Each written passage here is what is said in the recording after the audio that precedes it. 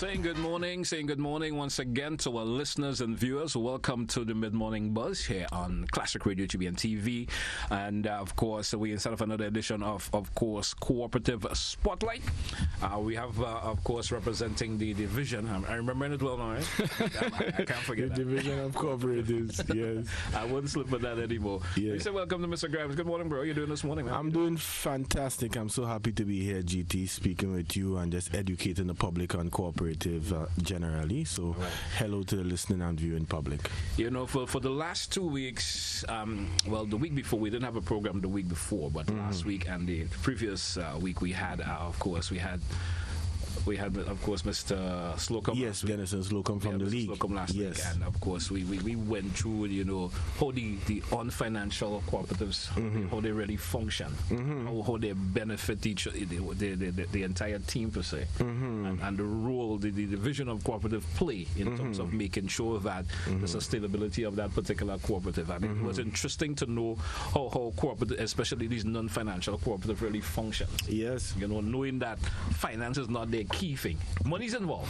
Yeah, money is always involved. Money's involved. Yes, but it's not what their core values is about. Yeah, that's it's about true. Helping each other and making that particular entity viable for everyone with it. You know, and that was really an interesting. Yes. And the previous week I had the folks from CTEC.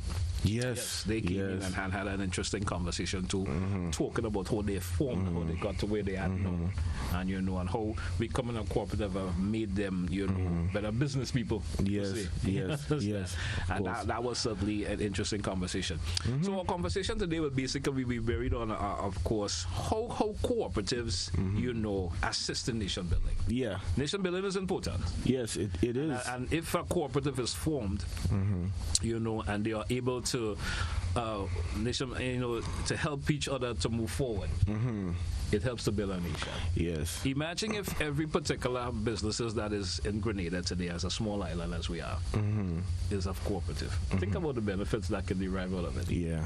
You know, we're looking at entities that are struggling, and everyone is doing their thing individually. Thinking about them forming a cooperative and coming together. I don't know if you get my drift where I'm going at. Yes, of course. You know, of course. You know, we know there are a lot of associations. Yes. But they are not cooperatives. Yes. You know, we you know, maybe don't want to call names, but you know, like for instance, the Bus Association, this association, Calypso Association. You're preempting me there. Yes. You're but they're not preempting me. Cooperatives. Yes. So imagine now they decide, let's go that particular roof where you know, everyone come together under that common goal. Yes. Because if you check out most of the association, even though they are association, there's still that lack of common goal with it. Everyone seems to want to do their own thing in between some way, you know. So it reference to our conversation theme this morning, how you know, cooperative could aid or help in nation building. Well, let's get your you know, synopsis on that. Of course, I'll be happy to do that. And you sort of preempted me with the Bus Association, but I will get into that a little later, right? The listener and viewing public should understand the fundamentals of cooperatives before we even get into how it can benefit nation building. So for those who are listening in for the first time, this is our fourth installment of the Cooperative Spotlight for 2025. You had 3 programs before. Yes. This is my second one out of the 4, and next week we'll be doing Manna Basket, which is a newly formed agricultural cooperative. So that should be exciting. Right. The cooperative really is a jointly owned, democratically controlled business where the members come together for social, economic, and cultural needs to meet those particular needs. And of course, as we have stated many times before on our program, they are split between the financial cooperatives, which are basically credit unions. Over half of Grenadians are part of credit unions, and the non-financials, which is a division of cooperatives, oversee and regulate, right? So the financials and non-financials. But the cooperative movement on a whole globally is an incredible movement in terms of moving the economy, generating jobs and things of that nature, right? So just for an example, we're going to start from wide and come in. Yeah. Internationally, a cooperative ocean spray, right? That's who, when you go to Real Value, that's who make the cranberry juices and all these sort of things you see on the shelves. Folks may are thinking that is just an individual that's doing that. They generate company, $2.2 billion annually. Right, and they make juices and so forth. Then you have in the sporting arena, FC Barcelona. I guess that is also a cooperative, and they generate about 800 million euros per year. We're talking about Europe. So, like I said, I'm going globally first and coming. Real Madrid is also a cooperative. Right. They have a lot of members, about over 40,000 members, and they generate 750 million euros per year.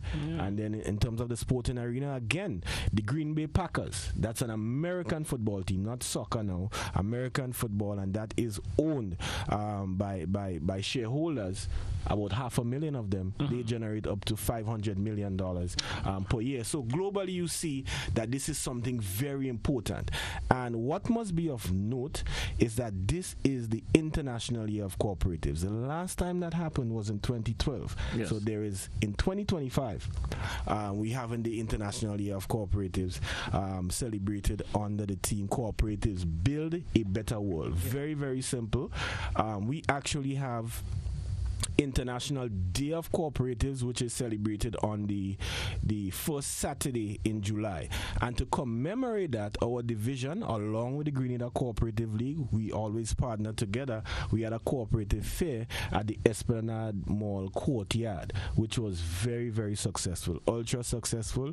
You would imagine, based on where it is located, we would not have shortage of patrons. So true. Right there. People coming back and forth. People had opportunities to get educated on cooperatives. In fact, our master of ceremonies was very engaging. That's Sean Serpent Niles. Very, very engaging. Attracted a lot of people to the event, and people got the opportunity to win many things. CTEC sponsored a number of gas vouchers, $50. Right. I'm sure you'd have liked that. I would have loved come that. to spin the wheel and get that. Tokens, pens, bags. People even got the opportunity to win lunches, right? Good lunches from our catering because we had extra food and so forth. It was a very fun experience filled with music and interaction and so forth, and also, very importantly, education. So, coming from that background, my job here today is to really explain to our people, to our country, to our nation, how important cooperatives are. So when you have an international body like the United Nations saying that cooperatives drive inclusive and sustainable solutions for a better world, that is the theme for the International Day we just passed on the 5th of July. You must understand how important it is. And in Grenada, I don't think we have grasped, honestly, GT, the importance of it in terms of understanding what it is. I've said time and time again, it's a best kept secret outside of the financial cooperatives, which are the credit unions. Imagine this, the credit unions in our country, based on the last report that we saw generated from the Grenada Cooperative League, has over $1 billion in assets. Yeah. 1 billion, all of them combined together. All of them combined together, the 10 credit unions, right? Yes. Obviously, I'm here today to push the non-financials, the producer service type cooperatives, which in total assets in Grenada comparatively is only about $10 million.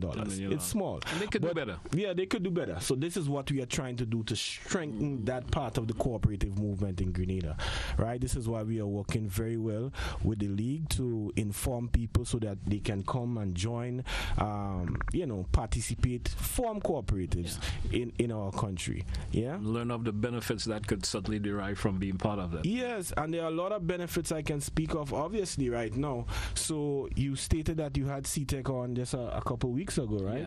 Yeah. And I'm sure they spoke about the CTEC 2 project, Yes, so for those who don't know, the CTEC, the Commercial Transport Enterprise Cooperative Limited, they are located on Morris Bishop Highway, and they delve mostly with fuel facility, the gas station sure. there. They spoke about how that started for them, right, and how they moved from into, of course, the supermarket part of it.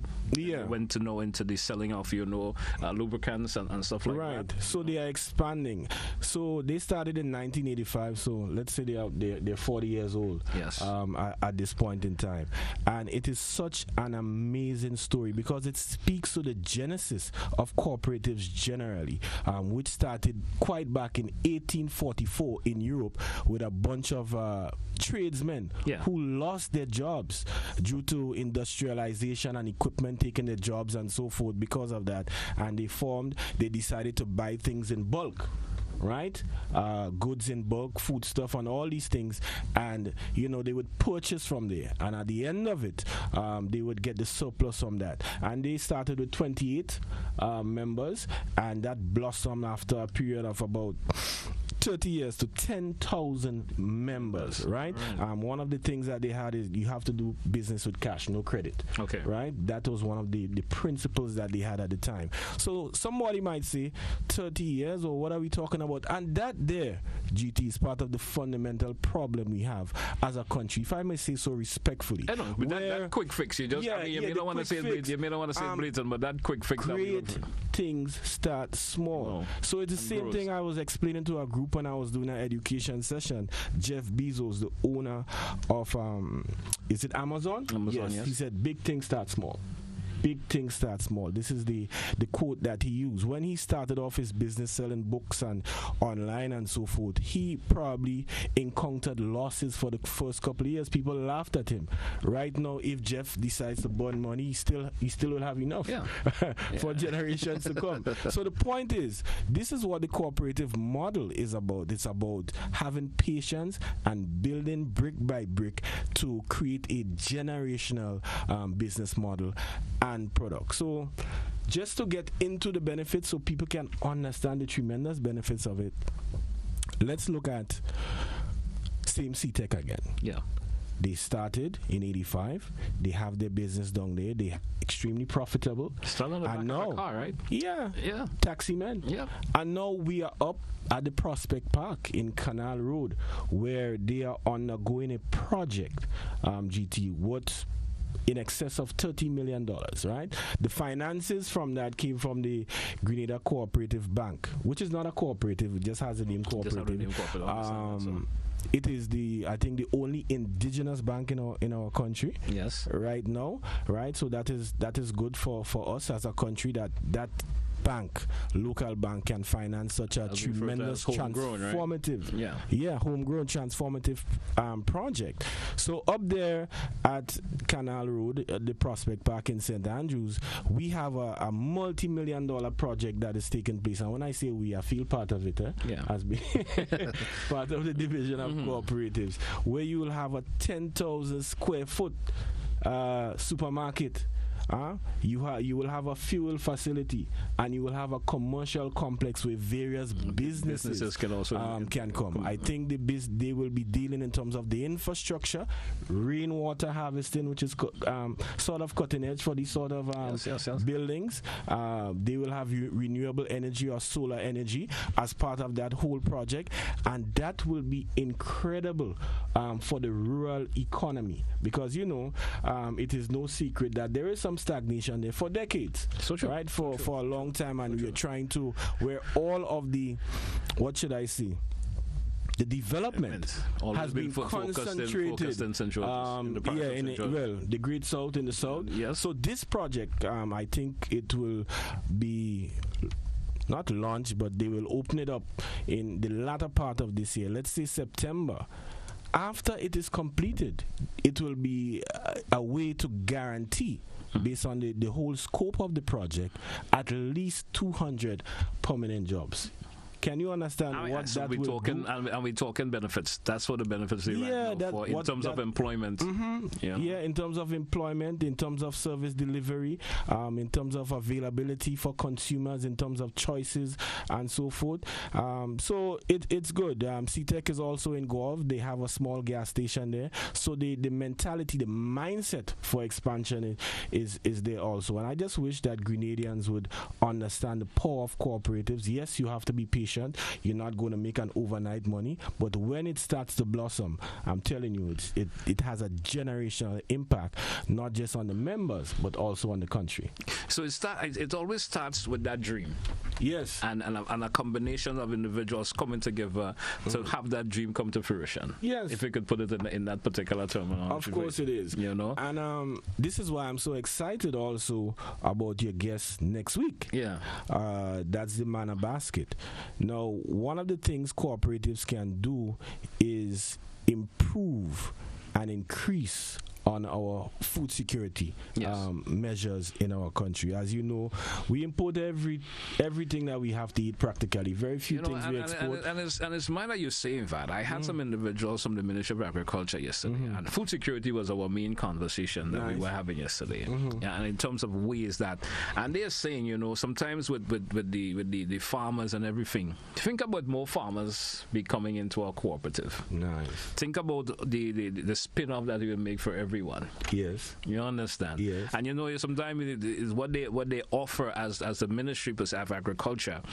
It could be more if these farmers who have the different who do the different products and so forth, the different produce, come together in a cooperative. Of course. You know, and you mentioned, you know, they're not, a lot of individuals are not seeing the benefits that could be. Yeah, and for various reasons. We understand, folks. And people, not everybody going to be susceptible to everyone to do everything. Yeah. Some folks always feel, I want to associate with people for some reason or the other. Yes. But the spin-off is always beneficial. As you said, anything that's small, that starts small, have the opportunity of growing. Yes, it's just about governance, it's just about application. So this is why I'm excited about Manna Basket, because they are an agricultural cooperative. Mind you, the cooperative is a very, very diverse instrument business model that you can use for almost any type of business. But what we have seen in terms of agriculture, fishing, and so forth, it's very, very well placed. Yeah. And this group, right, approximately 30 to 40 members,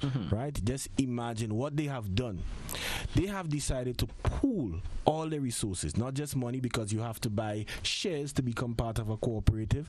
Talking about the lands. Yeah. So if one have 50,000 square foot, one have 4 acres, they bring that together. So as opposed to operated individually, they pool all that the lands, the equipment together for one purpose. And the incredible things about cooperatives, and I want the nation to hear this, is the options you have when it comes to concession. No other business has that option. So under Section 242 of the Grenada Cooperative Societies Act, it gives legislative leeway for cooperatives to receive concession on equipment and goods and so forth. So how do you think going back to CTEC, how do you think that major project was able to happen? They got some form of concession, maybe not 100% because the government has to collect. Well, as some small revenue. as it is, it would make it helped a lot tremendously. So pivot back to Manna Basket. They are here. They have been registered duly by our division, and they want to get into agriculture, and that's their aim. And better yet, they want to get into organic farming, right? So when we talk about food security, it's not just about the availability of the food or the access to food and so forth. The food has to be nutritious. Yeah. Because you could have all kind of food, but if it ain't good for it, it ain't good for the population. But you know, an important factor about it is the business behind it too, Right. The business element of it. Not only having the food and everything, but there's always that business factor. What you're going to do to keep that particular entity flowing. That's correct. That's correct. And individuals have to have that particular tendency to want to keep for continuity, for say. Yeah, of course. And with the organic farming, let's be honest, it's not cheap. Yes. Right? Yes. But the end game is a good end game, because we have This is sustainable also. Yeah, and yes, it has to be sustainable. I mean, it's just about visualizing and just about putting the manpower and the woman power and the willpower into getting things done and being persistent. This is what most successful individuals or entities have, those particular qualities of being very resilient and being very patient in terms of realizing that. And why I am personally excited, and also we are excited as a division along with the league and with the movement, we know that food organically farmed will be healthier for consumption, because I have seen personally that we have very serious rates of cancer in our country, and some might want to speculate as to why that is. Some may say probably, well, it's bomb blast during the invasion and the day in the air, but all sorts of speculation. But I firmly believe, GT, it's based on the foods that we consume. Because 90% of our foods are imported. I mean, I'm just using a big number, but 90% of our foods are imported in Grenada. Let me tell you something. And people who are cancer survivors, normally what the doctor says to them, you're going to change your diet in this treatment. You're going to eat more organically. You're going to eat more fruits. So why not do it before we get to the point where you're sick? And I think if as a population we go in that particular direction, that will help us in terms of our healthcare, our primary healthcare and so forth. Even our Prime Minister has spoken to that in terms of cutting costs and so forth. If the nation is healthy, if we are exercising, if you are eating right, that will help us in terms of making our healthcare system even more robust, because less pressure will be there. So next week you'll have that conversation with Manna Basket in terms of minimizing that import bill. As small as it is, we got to work on it piece by piece and just having a healthier nation overall. I mean, think about it, the overall benefit of Grenada as a whole also. When I say the overall benefit of Grenada, let's supposedly that this particular entity grows to a position where the health factor in Grenada is at that level. We are more efficient, healthier more efficiently, and it's because of the entity that is formed and what the quality of the foods that we eat. That's right. And it's known around the world that nobody in Grenada has cancers. Nobody in Grenada is suffering from any major. We have to think about the benefits big. That they can derive for this country. We have to imagine, yes. You have to start somewhere. And whatever has been done maybe is for locally, but no, because of the health, the good information that has been thrown out, could raise the export factor for us. Yes. Now we could have so much more now that could be exported that will help in other countries too. And just to add, GT, and to speak to our viewers and listeners who I'm sure are intaking this information with a level of alacrity and happiness to know about this model that is available. We plan to really go to the sister isle of Carriacou, which is in a rebuilding phase, because there's a group up there very, very advanced in terms of forming a cooperative, right? And they want to get into poultry, right? And imagine you have local poultry and everything. You don't have to import that, and that could supply the sister isles. One, it will job creation up there. It could add to the GDP of Carriacou, right? And it could all like I stated, provide jobs, add to the GDP and so forth, and just assist with balancing out our food deficit in terms of the import-export aspect of it, right? So we are excited about that, and I am particularly excited also because Carriacou is in rebuilding phase as we speak. So something like that being injected up there, I think it would be tremendous for all stakeholders involved in that process. All right, man.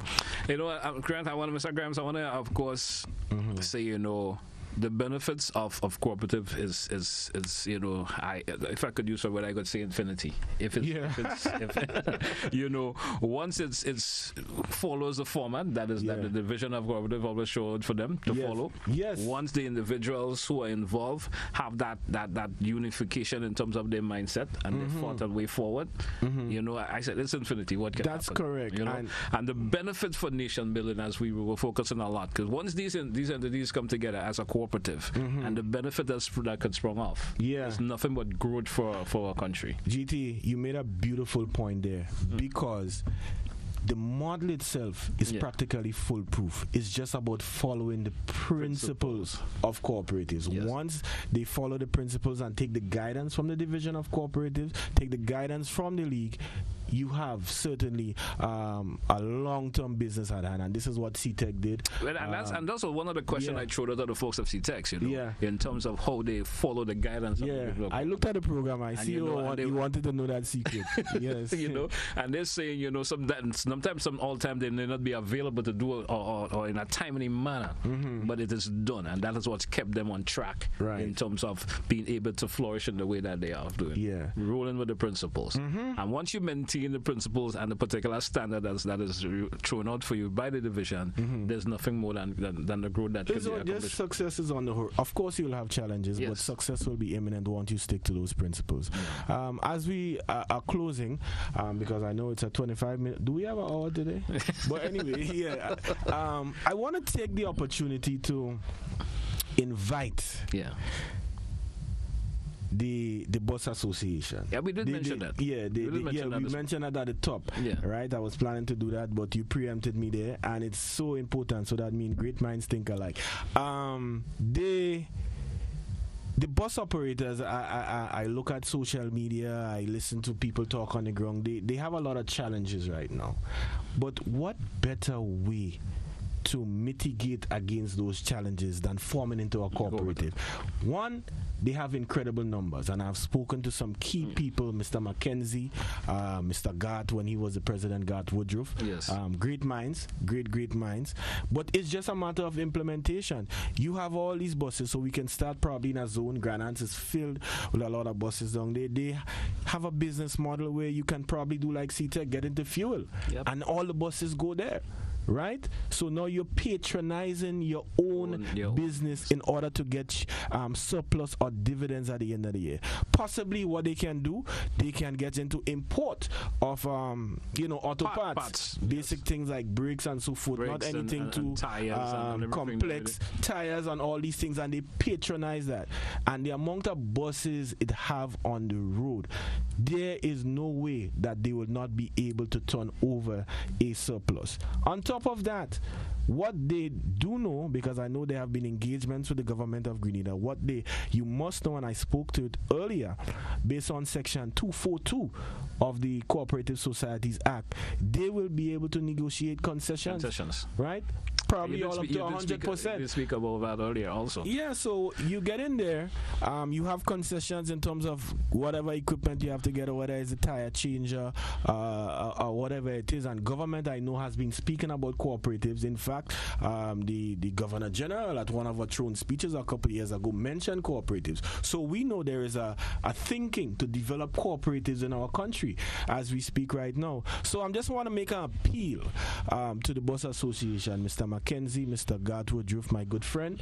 Please reach out to the Department of Cooperatives. I know we have spoken about it, but certain things have hindered the actual implementation. We are prepared, right, as an organization, as a division, an agency of the state, to really assist into forming into a cooperative. I'm supposed to get a phone call. As I always say, it starts with a conversation. It starts with a conversation. The league is awaiting along with the division of cooperatives, and I think it's something that can happen and that can ease some of the challenges that our bus operators face on a daily basis in our country. I hope then maybe another session we may have you may coming back and tell me, hey, I think the bus association have decided that that's the route we want to go.